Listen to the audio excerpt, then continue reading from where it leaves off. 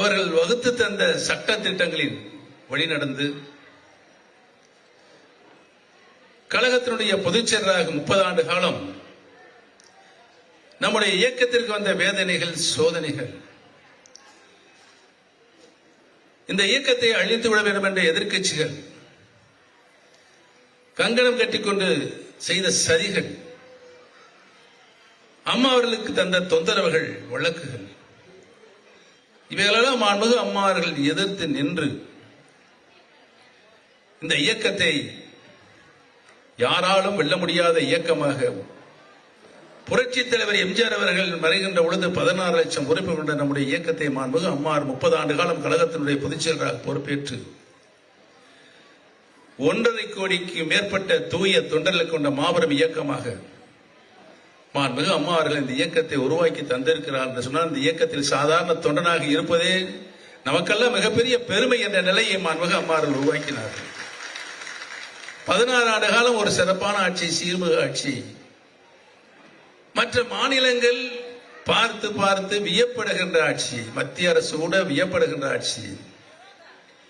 யார் தமிழகத்தினுடைய முதலமைச்சராக வந்தாலும் அவர்கள் அந்த நல்லாட்சியை பின்பற்ற வேண்டும் என்று மக்கள் நல திட்டங்களை, மக்களுடைய அன்றாட நிகழ்வுக்கு உரிய திட்டங்களை, அவர்கள் பயன்பெறுகின்ற திட்டங்களை, அவர்கள் வாழ்நாளுக்கு ஒரு திட்டம் தந்தால் இன்றைக்கு அந்த திட்டத்துடைய முழு பயனும் மக்கள் பெற வேண்டும். எதிர்காலத்தில் 50 ஆண்டுகளுக்கு பின்னாலும் இடம் வந்து அண்ணா கழகத்தை காப்பாற்றுங்கள் என்று மன்றாடி வேண்டிக் கொண்டதின் காரணமாக புரட்சி தலைவர் உருவாக்கினார். 1.5 கோடி தொண்டர்கள் தான் கழகத்தினுடைய பொதுச் செயலாளர் என்ற தலைமை பொறுப்பினை உருவாக்குகின்ற மிகப்பெரிய சக்தியாக தொண்டர்கள் தான் இருக்க வேண்டும் என்று மாண்புமிகு புரட்சி தலைவர் எம்ஜிஆர் அவர்களும் புரட்சி தலைவி மாண்புமிகு அம்மா அவர்களும் 50 ஆண்டு காலம் இந்த இயக்கத்தை அப்படித்தான் வழிநடத்தி சென்றார்கள். முதலாம் தர்ம யுத்தம் தொடங்கப்பட்டு இந்த கோவை மாநகரில் புரட்சி தலைவர் எம்ஜிஆர் அவருடைய பிறந்த நாளை நாம் இங்கே கொண்டாடுகின்ற 16வது கூட்டத்தில் ஒவ்வொரு மாவட்டமாக நாம் கூட்டம் நடத்தி இங்கு வந்து 16வது கூட்டத்தை நடத்தி முடித்ததற்கு பின்னால் நம்மளை எதிர்த்து நின்றவர்கள் அரண்டு போய் மிரண்டு போய் அன்று காலை 5 மணிக்கே என்னிடம் வந்து அண்ணா கழகத்தை காப்பாற்றுங்கள் என்று மன்றாடி வேண்டிக் கொண்டதின் காரணமாக, சரி உண்மையிலேயே அவர்கள் நம்மை அண்ணா என்றுதான் கூறுகிறார்கள் என்று நினைத்து நானும் கழகத்தை பிளவுபடுகின்ற எந்த சூழ்நிலையும் ஓபிஎஸ் இருக்க மாட்டான் என்று சொல்லி கழகத்தை இணைத்தோம். அப்பொழுதுதான் கழகத்தில் அடிப்படை உறுப்பினர்களால் ஒருங்கிணைப்பாளர், இணை உறுப்பினர் உருவாக்கப்பட வேண்டும். புரட்சி தலைவர் உருவாக்கிய சட்ட விதிக்கு எந்த ஒரு ஊர் வந்துவிடக்கூடாது. அதை மாண்புமிகு அம்மாரும் அப்படியே அடிபரலாமல் காப்பாற்றினார் என்பதை மனதில் வைத்து கழகத்தை இணைத்தோம். இணைத்ததுக்கு பின்னால் உறுப்பினர் பணிகளிலிருந்து உறுப்பினராக்கினோம். கழகத்தினுடைய அமைப்பு ரீதியான தேர்தல் கிளை கழகத்திலிருந்து மாவட்ட கழக செயலாளர், தலைமை கழக நிர்வாகிகள் நடைபெற்று முடிந்தது. ஆக புரட்சி தலைவர் சட்ட விதிப்படி கழகத்தினுடைய தேர்தல் நடைபெற்று கழகத்தினுடைய தலைமை பொறுப்பிற்கு யார் வர வேண்டும் என்ற பொறுப்பு தொண்டர்களும் தந்து, அந்த தொண்டர்களும் பொதுச் செயலாளர் புரட்சி தலைவி அம்மா அவர்களுக்கு நாம் பொதுக்குழுவின் மூலமாக ஒரு உயரிய அந்தஸ்தை நாம் தந்தோம். என்ன அந்தஸ்து?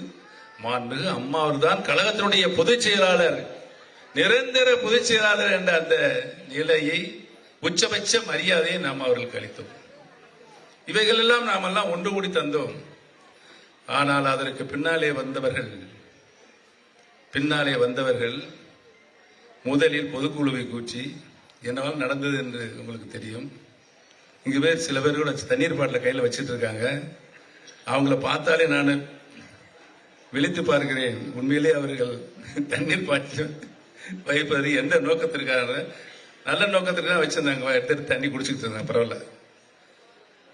அந்த அரங்கேற்றம்லாம் அங்க நடந்தது.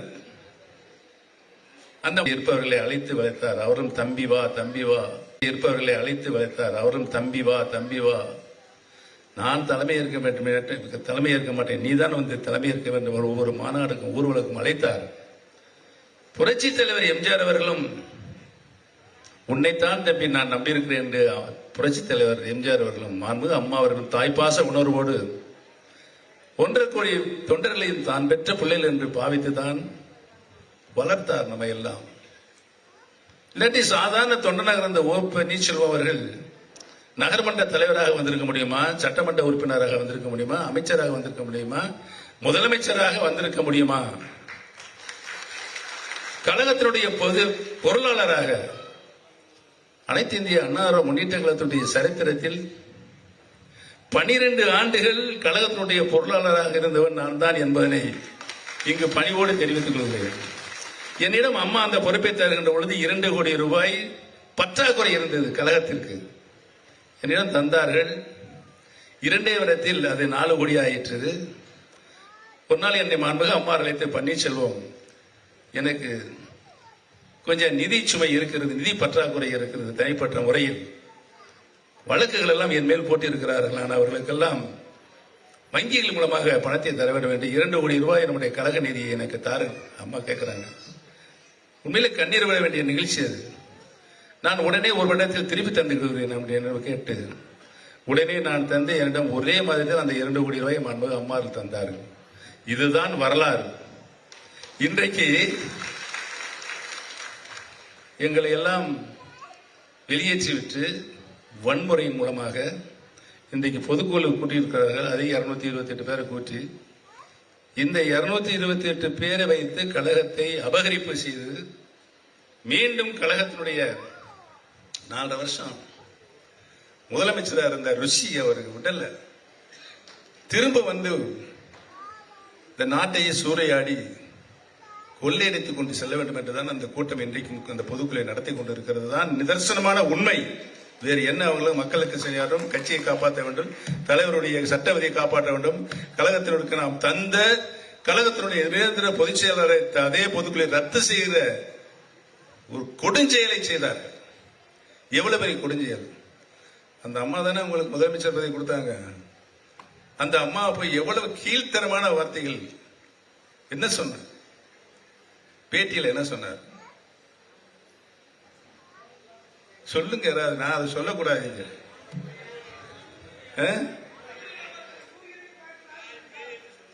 அண்ணா எந்திரி சொல்லுங்க.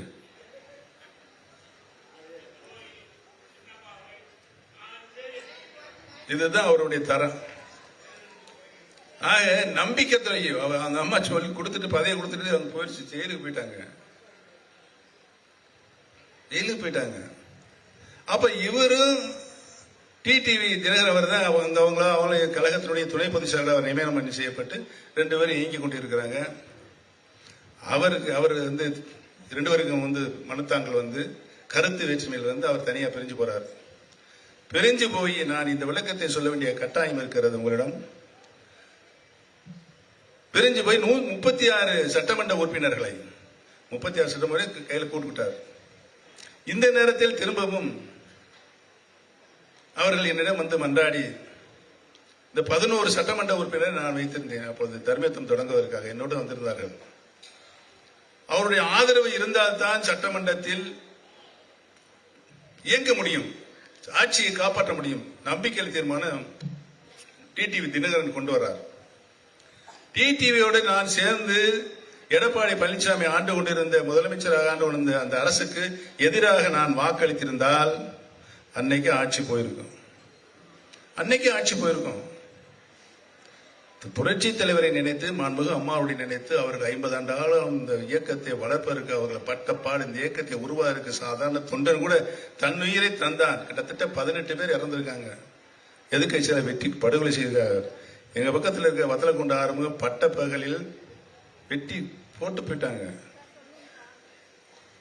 அந்த மாதிரி உயிர் தியாகம் செய்து இந்த இயக்கத்தை காப்பாற்றியவர்கள் இயக்கத்தையும் காப்பாற்ற வேண்டும் என்றுதான் நான் எடப்பாடியுடைய அரசுக்கு ஆதரவு தந்த நிலையில் தான் அது 5 ஓட்டு ஜெயிச்சு ஆட்சி காப்பாற்றப்பட்டது, கட்சி காப்பாற்றப்பட்டது. அதிலிருந்து 4 வருஷம் அவர் தந்த துன்பங்கள், துயரங்கள், அதிகார போதையில் அவர் செய்த அட்டுழியங்கள், இடையில் நாம் எந்த பிரச்சனையை கொண்டு வந்தாலும் அது கட்சிக்கும் ஆட்சிக்கும் நன்றாக இருக்காது என்று பொறுமையாக எவ்வளவோ எடுத்து சொன்னேன். தனியா போய் தப்பான வழியில போறீங்க, இதெல்லாம் ரொம்ப தப்பு. கேட்கல. அந்த அதிகார போதை, பணத்திமிர். என்ன பார்த்தாலும் 10, 20, 30 போலீஸ் கூட வருவாங்கல்ல. இதெல்லாம் அவருடைய அந்த உலகத்திலே வாழல, இந்த அதிகார உலகத்திலே வாழ்ந்தார். முடிஞ்சு வச்சா எவ்வளவு சொன்ன கேட்கல, ஆட்சி இழந்துட்டோமா. இவர் முதலமைச்சராக பொறுப்பேற்றதுக்கு பின்னாலே 9 தேர்தல் நடந்திருக்கு. ஊரக உள்ளாட்சி தேர்தலிருந்து, நகராட்சி தேர்தலிருந்து, சமீபத்தில் நடந்த நாடாளுமன்ற தேர்தல், சட்டமன்ற தேர்தல், சமீபத்தில் நடந்த ஈரோடு கிழக்கு தொகுதியுடைய சட்டமன்ற இடைத்தேர்தல். அந்த இடைத்தேர்தலில் தான் நானும் வேட்பாளர் போட்டிருக்கேன், டிடிவி வேட்பாளர் போட்டிருக்கோம். திராவிட பாரதிய ஜனதா கட்சியுடைய தமிழ் மாநில தலைவர் திரு அண்ணாமலை அவர்கள் என்னிடம் தொடர்பு கொண்டு, நீங்கள் தனியாக நின்றால் ஓட்டுகள் பிரியும், டிடிவி தினகரனும் தனியாக நின்றால் உங்கள் அதிமுக ஓட்டு தான் பிரியும், அதனால வாபஸ் வாங்கிருங்க, நம்முடைய நோக்கம் திமுகவை தோற்கடிப்பதுதான் என்று அவர் வேண்டிக் கொண்டதன் காரணமாக நான் வாபஸ் வாங்கிட்டேன். சரி, நல்ல கருத்தை சொல்ற ஆரம்பிச்சிட்டு ரெட்டலை சின்னமே கைகோர்ட்ல இருந்து கொடுத்துட்டாங்க. தீர்ப்பு அவருக்கு சாதகமாயிருச்சு. என்ன நடந்தது? 66,000 ஓட்டு வித்தியாசத்தில் அனைத்து இந்திய அண்ணா முன்னேற்ற கழகம் இரட்டை இலை அங்கே தோற்கடிக்கப்படுகிறது. 1989 புரட்சி தலைவி மாண்புக அம்மாள் சேவல் சின்னத்திலே நிற்கும் போது கூட பெரியார் மாவட்டம், ஈரோடு மாவட்டம் 5 சட்டமன்ற தொகுதியில் வெற்றி வாகை சூடியது. அப்படிப்பட்ட மாவட்டத்தில் கொங்கு நாட்டு மக்கள் என்றைக்குமே அவர்கள் மீது நாங்கள் பற்றும் பாசமும் மரியாதை வைத்திருக்கும் அவர்கள். நான் பார்க்கிற இடமெல்லாம், பேசுகின்ற இடமெல்லாம் நம்முடைய கொங்கு நாட்டு மக்களை பார்த்து நீங்கள் எல்லாம் தங்கங்கள், கொங்கு நாட்டு தங்கங்கள் என்றுதான் விழித்திருக்கிறேன். அப்படிப்பட்ட கொங்கு நாட்டில் ஈரோடு மாவட்டத்தில் நடந்த சட்டமன்ற தேர்தலில் 66,000 வாக்கு வித்தியாசத்தில் இரட்டை இலை தோற்கடிக்கப்படுகிறது என்று சொன்னால், உங்களுடைய தலைமையை முழுமையாக மக்கள் ஏற்றுக்கொள்ளவில்லை என்றுதானே அர்த்தம். உங்களுடைய பண்பாடு, அரசியல் பண்பாடு, நாகரிகம் முற்றிலுமாக அற்ற மனிதராகத்தான் நீங்கள் இருக்கிறீர்கள் என்று மக்கள் எண்ணுகிறார்கள். இந்த இயக்கம் தொண்டர்களுக்காக உருவாக்கப்பட்ட இயக்கம், மக்களுக்காக, அடிப்படை மக்களுக்காக, ஏழை எளிய மக்களுக்காக, மக்களுடைய வாழ்வாதாரங்களை காப்பாற்றுவதற்காக உருவாக்கப்பட்ட இயக்கம் இந்த இயக்கம். அப்படிப்பட்ட இயக்கத்தை நாடாளுமன்ற தேர்தலில் ஒரே ஒரு தொகுதி ஜெயிச்சு, தேனி சட்டமன்ற தொகுதி, ஒரே ஒரு தொகுதி தான் ஜெயிச்சு. எத்தனை ஓட்டு வித்தியாசத்துல அண்ணன் வர்றாரு, கொள்கை செயலாளர் தம்பித்துறை 5,58,000 வாக்கு வித்தியாசத்தில் தோக்குறார். ஒரே தொகுதி ஜெயிச்சு பாரதிய ஜனதா கட்சியில் நம்ம கூட்டணி இருக்கிறோம். மாண்புமிகு பாரத பிரதமர் அவர்கள் தமிழகத்திற்கு தேர்தலுக்கு முன்பாக 2 முறை வந்தார். தேர்தல் அறிவிக்கப்பட்டது ஒரே முறை வந்தால் அது தேனி தொகுதி. அந்த தொகுதி தான் வெற்றி பெற்றிருக்கிறது என்று அவராக முடிவு செய்து பாரதிய ஜனதா கட்சியினுடைய அதிகாரபூர்வமான தொலைக்காட்சியில் தேனி நாடாளுமன்ற உறுப்பினர் ரவியனுடைய பேர் வந்து விட்டது. ஐயா, இதுதான் அவருக்கு மிகப்பெரிய எரிச்சல். உடனே இங்கிருந்து 8-9 அமைச்சர்கள் டெல்லி கூட்டு வந்தாரு. அங்க பாக்குறவங்க எல்லாம் பார்த்து அதை தடுத்து நிறுத்திய முதல் ஆள் அதிமுக மத்திய அமைச்சராக வரக்கூடாது என்று தடுத்து நிறுத்தியவன் எடப்பாடி பழனிசாமி. அவருடைய அரசை காப்பாற்றியதற்கு அவர் செய்கிற நன்றி இதுதான். ஆக ஒரு நன்றி மறந்த நபர் தான் இன்றைக்கு அதிமுக பொதுச் செயலாளர் என்ற போர்வையில், பொதுச் செயலாளர் என்ற பட்டமும் இரட்டை இலை சின்னமும் தற்காலிகமாக தான் கொடுக்கப்பட்டிருக்கிறது. இன்று உச்ச நீதிமன்றத்தில் வழக்கு இருக்கிறது. தனிப்பட்ட முறையில் ஓபிஎஸும் வைத்திலிங்கம், அண்ணன் கூப்பா கிருஷ்ணன், ஜெயஸ்ரீ பிரபாகரன் அவர்களுக்காக நாங்கள் அந்த வழக்கை தொடுத்திருக்கிறோம். அனைத்து இந்திய அண்ணா முன்னேற்ற மாபெரும் இயக்கம், இந்த இயக்கம் தொண்டர்களுக்காக உருவாக்கப்பட்ட இயக்கம். தொண்டர்களுக்காக நாங்கள் அங்கே வாதாடி கொண்டிருக்கிற உரிமையை காப்பதற்காக இன்றைக்கு சொல்லி எழுதி கொடுங்க. அடுத்து இன்றைக்கு தொண்டர் உரம் நம் பக்கம் இருக்கிறாங்க, அந்த பக்கம் குண்டர்கள் தான் இருக்கிறார்கள். குண்டர்கள் மக்களும் நம் பக்கம் தான் இருக்கிறார்கள். அடுத்து அமைய போகிற அனைத்து இந்திய அண்ணா முன்னேற்ற ஆட்சியில் உறுதியாக ஒரு தொண்டன் தான் கழகத்தினுடைய தலைமை பொறுப்புக்கு வர வேண்டும். ஒரு தொண்டன் தான் முதலமைச்சராக வர வேண்டும். இப்படி ஜனநாயக ரீதியில் தொண்டனுக்கு புரட்சி தலைவரும் புரட்சி தலைவர் மாண்புமிகு அம்மா அவர்கள் தந்த அந்த வெகுமதியை, அந்த உரிமையை நாம் தந்தால்தான் அதுதான் நம்முடைய தலைவர் புரட்சி தலைவர்களுக்கு புரட்சி தலைவர் மாண்புமிகு அம்மாவுக்கு நாம் செய்கிற நன்றி கடனாக இருக்கும் என்பதுதான் நான் இந்த கூட்டத்தின் மூலமாக தெரிவித்துக் கொள்ள கடமைப்பட்டிருக்கிறேன். அதுக்கு தான் நாங்க போராடிட்டு இருக்கிறோம். ஏற்கனவே போன சட்ட மாவட்ட செயலாளர் கூட்டத்தில் நான் அறிவித்திருக்கிறேன், தனி கட்சி நாங்கள் தொடங்குவது இல்லை. என்னுடைய நோக்கமே கோரப்புடியிலிருந்து, யாருடைய கோரப்புடியிலிருந்து, அவருடைய கோரப்புடியிலிருந்து அனைத்து இந்திய அண்ணா முன்னேற்றத்தை கைப்பற்றி மீண்டும் புரட்சி தலைவர் எம்ஜிஆர் புரட்சி தலைவி மாண்புமிகு அம்மா அவருடைய ஆன்மாவிடம் அனைத்து இந்திய அன்னாரம் ஒப்படைத்தால்தான் இந்த இயக்கத்தில் எங்களை மாண்புமிகு அம்மா அவர்கள் உருவாக்கி, சாதாரண எங்களுடைய புறவர்கள்லாம் உருவாக்கிய தந்திருக்கு நாங்கள் மாண்புமிகு தலைவர்களுக்கு அம்மா அவருக்கு நன்றியாக இருக்கும் என்பதுதான் எங்களுடைய உள்ளங்களில் நிறைந்திருக்கிறது. அதற்கு வருகிற நாடாளுமன்ற தேர்தல், அதற்கு பின்னால் சட்டமன்ற தேர்தல். நிறைய பேர் என்ன சொல்றாங்க, நீங்க தலைவர் மாதிரி தனி கட்சி ஆரம்பிங்க, டிடிவி தியாகராஜன் சார் மாதிரி தனி கட்சி ஆரம்பிங்க, விஜயகாந்த் தனி கட்சி ஆரம்பிச்சிருக்காருல்ல, மற்றெல்லாம் தனி கட்சி ஆரம்பிங்க. அனைத்து இந்திய அண்ணா முன்னேற்ற கழகம் எந்த நோக்கத்திற்காக உருவாக்கப்பட்டதோ அந்த நோக்கம் நிறைவேறுவதற்குத்தான் பன்னீர்செல்வம் அரசியல் கடமையாற்றுவதை ஒழிய தனிப்பட்ட தனி கட்சி அமைப்பதற்கு நான் என்னாலும் முன்வர மாட்டேன் என்பதை தான் என்னுடைய நிலைப்பாடாக இருக்கிறது. அதற்கு நாம் ஆற்ற வேண்டிய பணி நாம் தேர்தலில் நிற்க வேண்டிய ஒரு காலத்தின் கட்டாயம் இப்பொழுது ஏற்பட்டிருக்கிறது. நாடாளுமன்ற தேர்தல், அதற்கு பின்னால் சட்டமன்ற தேர்தலுக்கு ஒரு அமைப்பு ரீதியான ஒரு